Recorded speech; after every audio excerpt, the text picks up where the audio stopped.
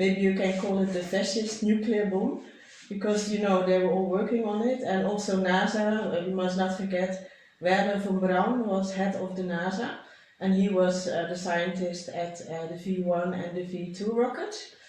So, and if we thought that fascism started when there was an operation in Syria or the war, well, that was pure fascism. And the coup, the Maidan coup in 2014, this was also fascism. It was a coup d'etat. And in the Donbass, I have seen it myself. I was there 10 times as a war correspondent, performing and seeing what was happening there, and that was very, very terrible. It was the revival of the new modern fascism, and it spilled over to Western Europe. And you know, I'm one of the victims of it, like all other colleagues here from Greece, Italy, but mainly it's actually the northern part of Europe, I think, like Germany, me myself from the Netherlands, the eastern part of Europe, Estonia, Lithuania. This is also very terrible. So now I will present my papers called The Forgotten Lessons of History, the New Fascism in Europe. Fascism has taken root not only in Ukraine, but is also beginning to manifest itself more and more clearly in Europe. Thus, in many EU countries, people who oppose the war in Russia and point out that the fascist nature of the Ukrainian authorities are subjected to repression and criminal prosecution. Among other things, fascism is increasingly manifested not only in relation to individual citizens, but also in domestic policies of states as a whole. Like in my own country, the Netherlands, there is a debate going on now in Parliament about banning the political party called Forum for Democracy, because it opposes the current government. This has never ever happened before in my country. Maybe it was, you know, during the Nazi times in Germany, but not in the Netherlands, so it has no history of that.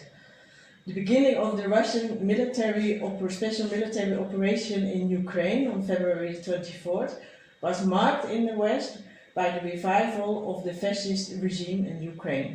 Journalists like myself, or activists or academics who speak out about the reasons for the special operation to call for diplomacy are instantly demonized in Western media. This is especially noticeable on the media agenda. Even having faced all the horrors of World War II, having experienced all the atrocities that the Nazis committed against humanity, is everywhere if you look around you. People in Germany, where people will get prison time, imagine this, for 3 years only for you know, having the Z sign, you know, maybe in Facebook or somewhere else. Denmark, Austria, and my own country, the Netherlands. Also, people have lost their jobs, their bank accounts are closed, even some of their houses are confiscated, and they speak very negatively about the declared war, who speak very negatively against the declared war against Russia. This is how they call it, not the special operation, of course.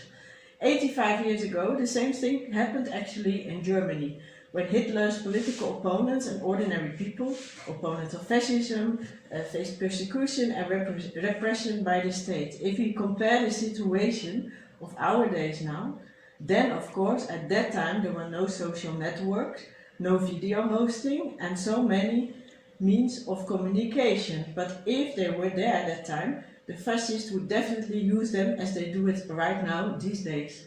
You may find that, for example, people like me or other independent journalists or human rights activists are placed by Ukrainian officials and supporters of the Kiev regime on the so-called dead list, you know. But when people insult Ukrainian neo-Nazis, social network blogs like Facebook, Twitter give you a warning or block you. But you know, they clearly show their signs of maybe some SS signs or something like that. So they don't do anything about Ukrainian neo-Nazis. This is how they are called, the Azov, the Aida. And I've seen them in the Ukraine. They are very terrible. They even had what I found in Mariupol, for instance. They had Mein Kampf there and all other signs. So yeah, it's really true. So I left Facebook, for instance, because, you know, this is not a very good platform. Also CIA is infiltrated. So we can actually speak from the new digital fascism as well, because everywhere you can see it around you happening. And recently Elon Musk said that he would buy Twitter and make an end of it, but okay, we have to wait and see if that's really going on. Maybe something will happen to him, he declared that, but we don't know, of course. So returning to the topic of fascism in Europe, well, I said there is a debate in the Netherlands. This has never happened before, and it happened in fascist states, or we can say this is modern fascism, what we are now experiencing in Europe. Like me, I cannot go back to my country at the moment. A lot of Germans I met here, they cannot also not go back to their country. So, and this is what happened 70 years ago. I saw the first times in Odessa in 2014, when the Union House was set afire. It was very terrible, around 50-55 people died there. So this was already a little bit of the beginning, already what I said in the beginning, we already experienced in fascism, it never was away. This is only the new fascism. So in Nuremberg, that was after World War II, there was a trial, we all know that. Maybe we would, hopefully, we can have a new trial when this all is over. But not of course in Europe, but we have to have Russia, maybe China and all other countries who are connected to have a new trial. But this is in the future, let's hope that this will be possible. So yeah, but it's making for a journalist, activist, scientist in Europe life very terrible. And I like to conclude with this, that I think we must all stand together and make a fist against fascism in Europe, actually for the whole world, because they are after us, you know that.